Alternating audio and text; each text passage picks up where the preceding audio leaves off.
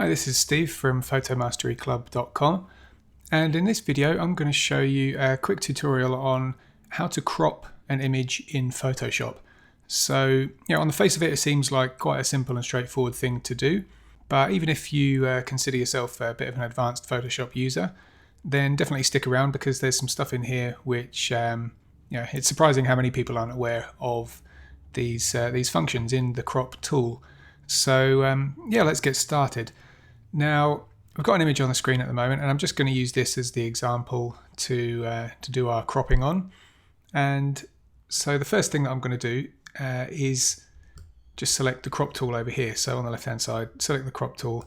We can press C on the keyboard to activate it. Now, the simplest thing that we could do at this point is just do a simple crop, resize the image and cut off some of the edges, as you might imagine. Now, the first thing that you might notice, and something that can confuse people, including me sometimes, is when you select the crop tool, it doesn't automatically look like anything is selected. So if there are no guides or there's no little handles around the corners of the image here, you can press return on the keyboard, and that brings up this view here. So now we've got these handles that we can grab onto around the edge of the photo. And when we do that, we can just bring those corners in, and we'll see basically what we're doing is just moving the edges of the photo, and everything outside of this frame is going to get cropped and removed from the image when I hit the return key on the keyboard. So let me just do that, and that's what we have there. So let me just undo that and let's start again. Now, what you'll also notice is that when I was moving these handles, the shape stayed the same as the original shape of the shape of the original photograph, and that's because we have this width and height locked in here based on the original ratio of the image. But what you can do, if you come up to this drop down up in the top left of the of Photoshop, you can select various other ratios. So if you wanted to crop this image to be a perfect square, you can do that by choosing the 1:1. And now whatever we do here is going to crop to a square. For example, here we could go 16:9, which is a slightly widescreen kind of format. Or if we wanted to go back to the original ratio, we can do that. And we can see that's reverted back to the original. Now, if you don't want the height and width to be locked, so you want to be able to just freely move this corner around, then what you can do is just hit this clear button up here, and now that kind of unlocks it, so we can change the shape as we see fit. So this can be useful, but if you're planning on printing an image, then just be aware that this can be a bit willy-nilly and might not conform to any kind of standard paper size by the time you come to print an image when you're cropping this way. But the option is there. Now let's just go back to the original ratio, and we can see there now that's locked back in. So that is kind of the basic way that the crop tool works. There are also some other cool features which I'll show you now. Now, what you'll notice when the crop tool is active, we'll see that we've got this grid across the image, and that is just because that's the view that I've got selected in this little drop down box here. So this kind of mesh at the top of the screen here, if I click and hold that, we'll see this pop-up menu which gives us a whole bunch of other guides, other visual guides that we can overlay onto the image instead of this simple grid. So for example, if I just choose the first one, rule of thirds, then that changes this guide to basically give us the standard rule of thirds kind of shape, so that when we're cropping, we can move things around so that important parts of the image, important items actually land on these these key areas. So for example, the horizon, or one of these 4 points in the middle. And also we've got these other kind of a bit more adventurous visual guides as well. So we've got this diagonal, we've got triangle, golden ratio, which is kind of like the rule of thirds, but just slightly yeah, the lines are slightly towards the middle, and it's based on the golden spiral. But yeah, essentially, I mean, I think this one's actually the most interesting, the golden spiral. And you know, if you're familiar at all with the Fibonacci sequence, then this is you know, all thanks to that sequence. So that's all sort of based on that rule of the Fibonacci sequence. And you know, the idea behind this one is that, you know, you can line certain objects up in your image to land on this line here.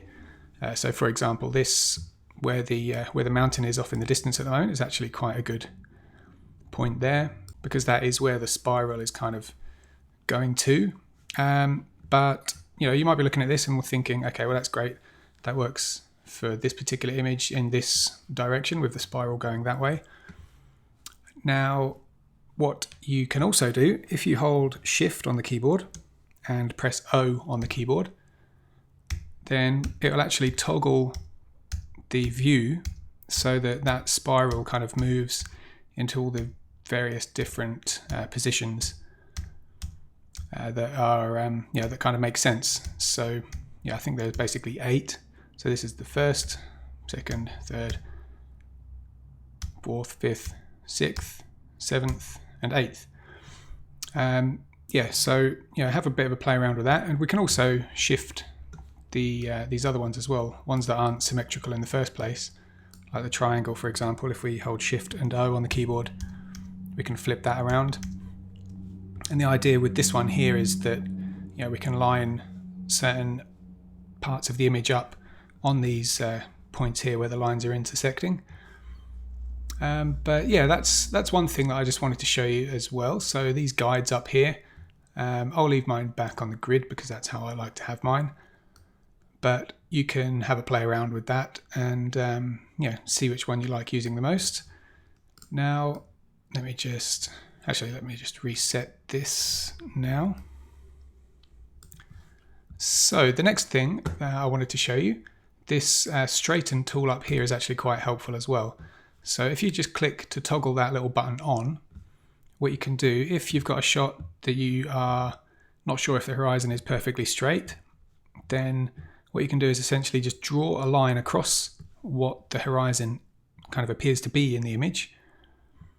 And if you notice just where the cursor is, there's a little angle with a number 0.1 degrees on it. If you're watching this video on a phone or in a small window, then you might not be able to see that, but if you go full screen on a computer, you should be able to. And that's telling us how many degrees the horizon is kind of needs to shift in order to become straight.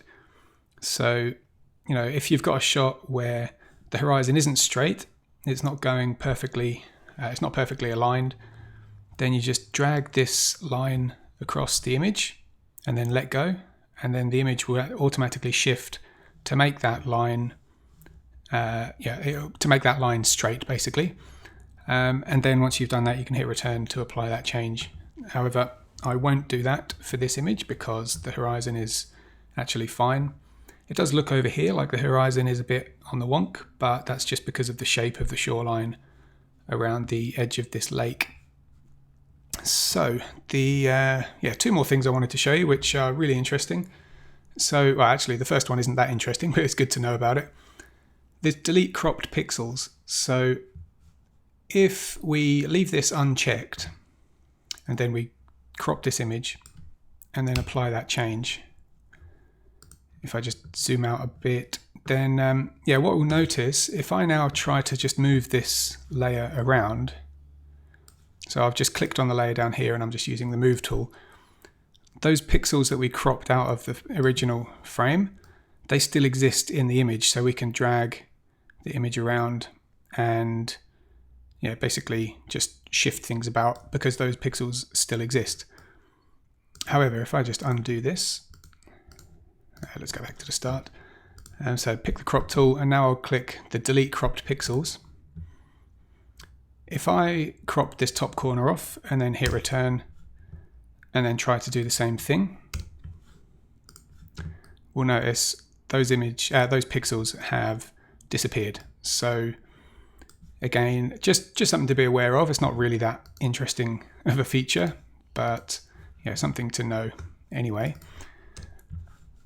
Now, the last thing that I'll show you, which is actually quite interesting, is this content aware checkbox here. So what this is good for, if you want to basically expand the image, right? So let's leave that unchecked, and now let's try to expand the image. I'll undo that. Let's pick let's just clear the ratio here so I can just do this freehand.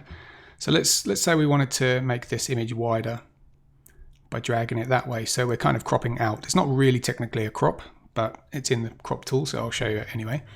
If I apply that, we'll see that we've basically extended the canvas behind the original layer, and there's nothing to fill that because all we've done is literally stretch the canvas. However, if I go back and check the content aware checkbox in the crop tool and do the same thing, what's actually going to happen is Photoshop is going to use the content aware fill to basically fill in that gap for us. It's basically creating new pixels to fill that gap in. Now, depending on the shot, this may or may not work very well, but depending on, for example, this one here, we've got quite a lot of repeating pixels with these bushes in the right hand side, and this tree over here is repeating. But it's another thing to be aware of, and it's always worth giving it a shot to see how well the content aware fill works on any given image. Okay, and so with that, I think that's all of the things that I wanted to show you checked off of my list. So if you enjoyed this video and you want to see more, and you want to make sure that you never miss any updates when I publish new videos to the blog and to YouTube, then click the link below this video and you can sign up to receive my email updates. And if you do that, then you'll also be able to access the blog resources page, which has got a whole selection of PDFs and actions and other resources that you can download, and that are going to help you process and create better images in Photoshop. So with that, thanks for watching, and I'll speak to you soon.